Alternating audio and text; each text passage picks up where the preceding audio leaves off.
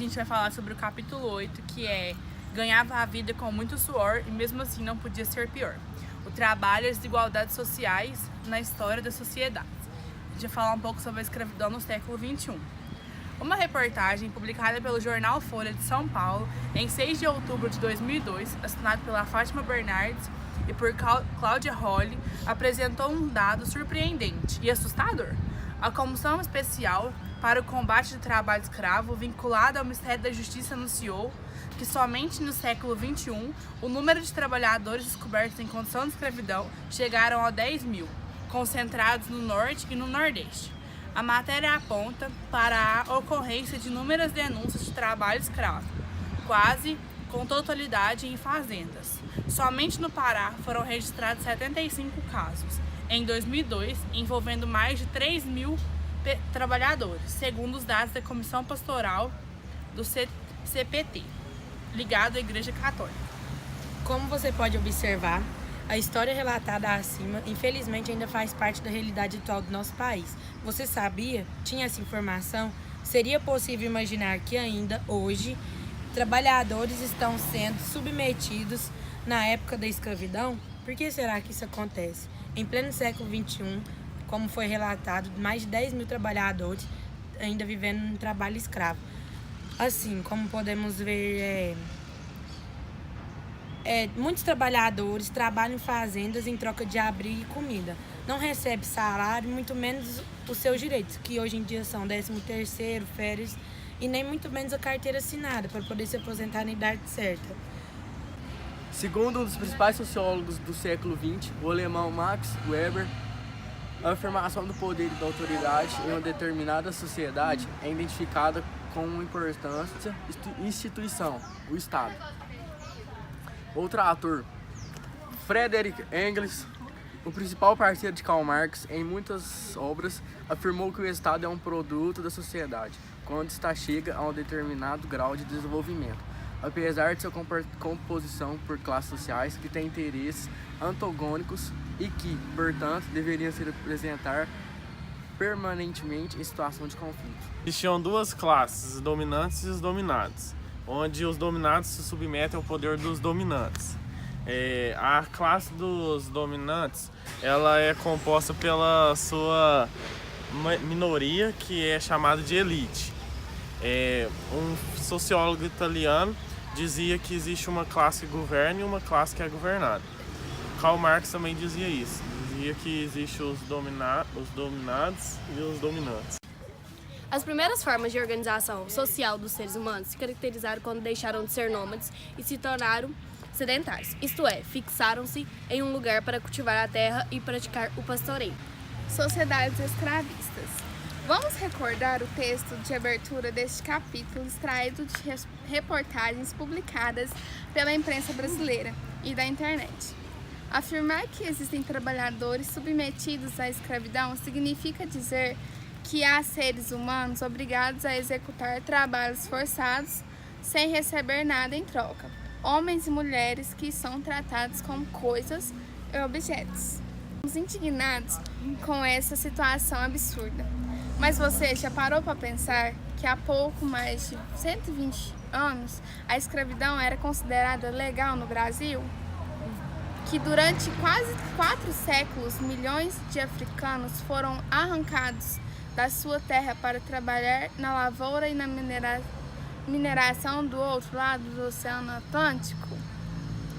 Será que esse fato relativamente ainda não se refere a alguma coisa na sociedade brasileira atual?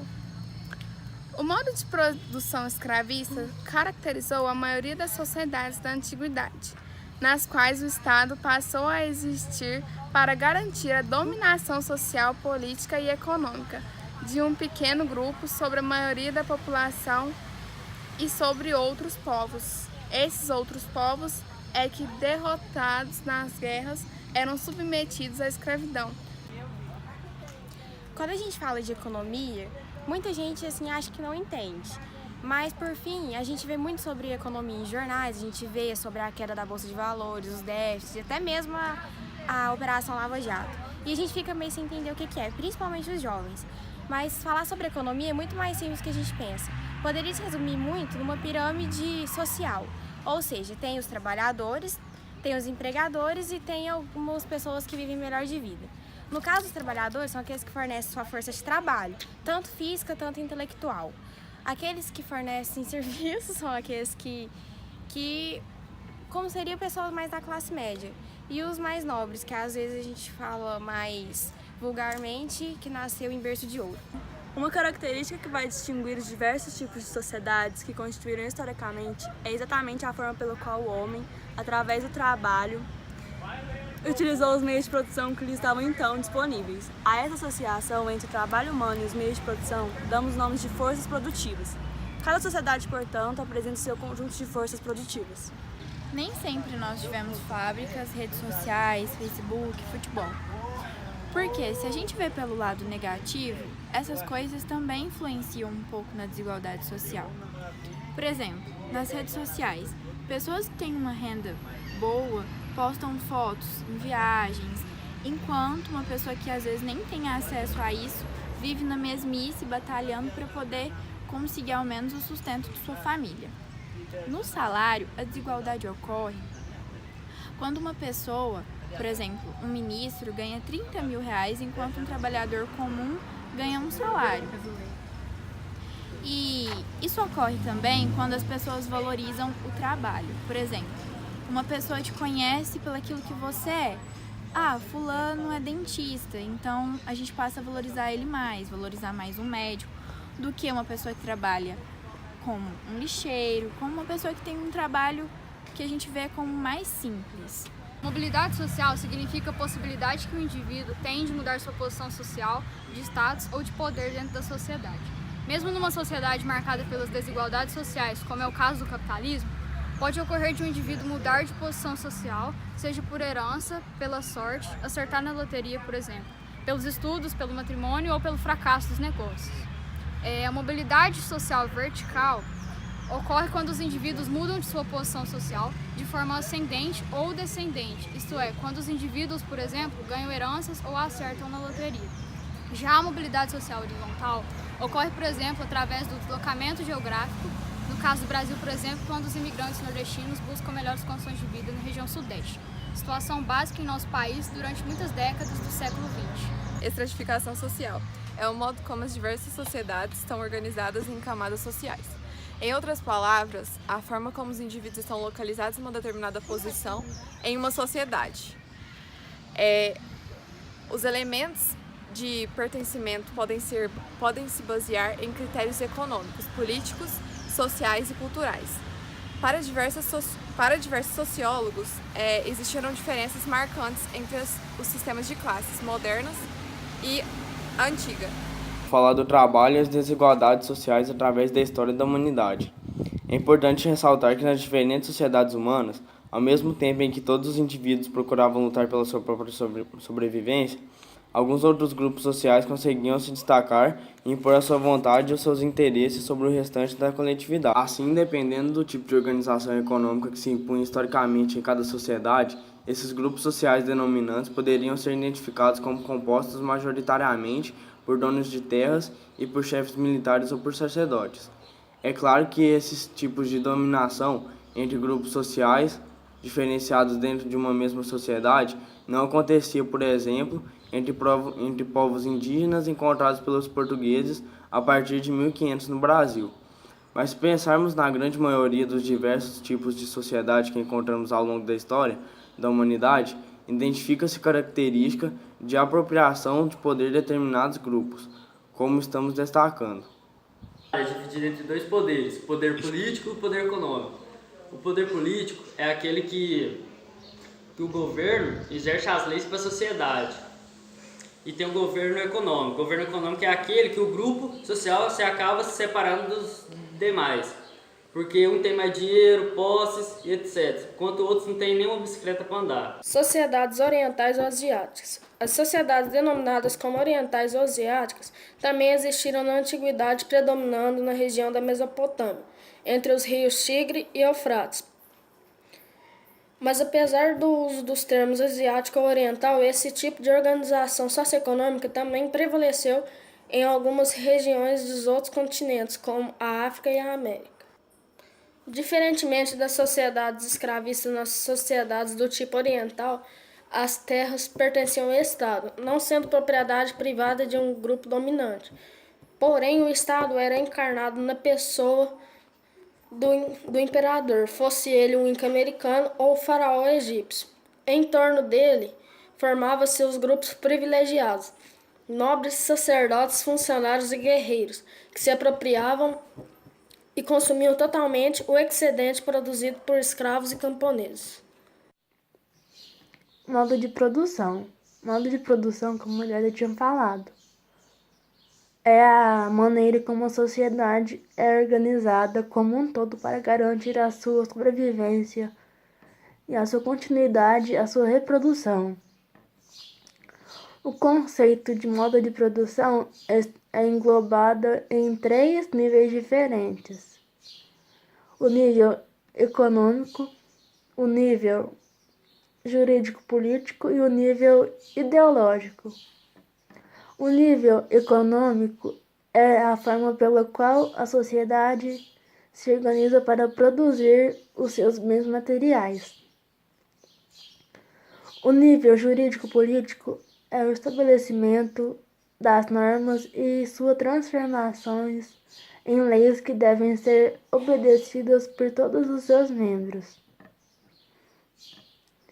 com a consequente criação de instituições que garantem o seu cumprimento.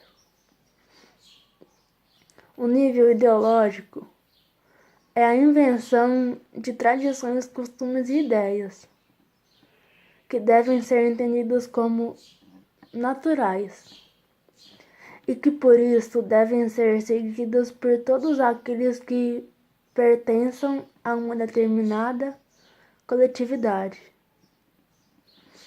Representa a forma pela qual aquela sociedade vê e analisa o mundo. A desigualdade social e a pobreza são problemas sociais que afetam a maioria dos países na atualidade. A pobreza afeta países tanto pobres quanto países ricos, e a desigualdade social afeta países não desenvolvidos. Um exemplo que a desigualdade social afeta é a desigualdade salarial, em que muitos trabalhadores não ganham muito.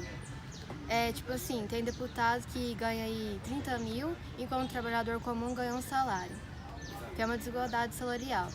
E a desigualdade familiar, em que as pessoas não têm um planejamento familiar, eles não têm o controle da taxa de natalidade. Ou seja, nos países não desenvolvidos, pode ter quanto filho que você quiser. E nos países desenvolvidos, como a China, tem uma média de filho que pode ter, por casal é uma. Neuza, o que você pensa ou acha sobre a desigualdade social no Brasil? A desigualdade social hoje no Brasil não é preocupação dos nossos governantes. Há uma sociedade a esma, né, que não sabe o que fazer com a desigualdade, porque o planejamento familiar não vem em primeiro plano e muito menos a igualdade salarial. O desemprego hoje é muito grande e isso prova que a desigualdade social no nosso país hoje é uma das maiores preocupações. Bom, estamos aqui com o Eurípides e eu queria te perguntar, Eurípides, o que você acha da desigualdade social no Brasil? A desigualdade que tem na vida do ser humano é a coisa mais errada que o povo tem. Que a pessoa vê uma pessoa na rua, seja magra, seja gorda, a pessoa fala que é feio, que é esquisito, que é estranho. Hoje você pede uma ajuda para uma pessoa, a pessoa fala assim, mas eu não tenho. Outra pessoa do lado que não tem emprego ajuda o ser humano. Essa é a desigualdade pior que tem no Brasil. Você tem exemplos que você pode usar sobre a desigualdade? Essa desigualdade é tão estranha porque um ser humano na rua faz isso, em casa já não é desse jeito. Eu tenho um amigo meu, e o pai dele, ele pediu uma quantidade de dinheiro pro pai para ir para a escola, o pai deu mais. Então cadê a igualdade que tem em casa, tinha que ter na rua. Na rua não tem. Até pro cadeirante, com deficiente visual, pessoas correm e não ajudam. É fácil ajudar qualquer outro ser humano, mas preto, branco, olha e fala assim, nossa, aquele ali é branco, é feio, aquele ali é preto, é horrível, é o que o povo faz. Olha. Como a gente viu a entrevista do Sr. Eurípides, um cadeirante, que disse várias coisas sobre a desigualdade social, inclusive um fato que aconteceu com ele, onde ele pediu ajuda para 4 homens que negaram a ajuda e depois uma moça nova, que ele pediu ajuda, concedeu ajuda a ele, coisa que os outros 4 homens não fizeram.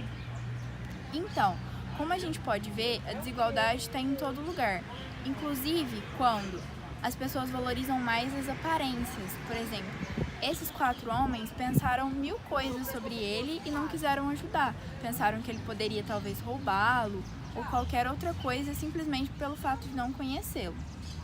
Então a desigualdade é isso, é a gente julgar pelas aparências, achar que só porque a pessoa está mal vestida ou não tem uma condição talvez como a nossa ou melhor, vai nos fazer mal.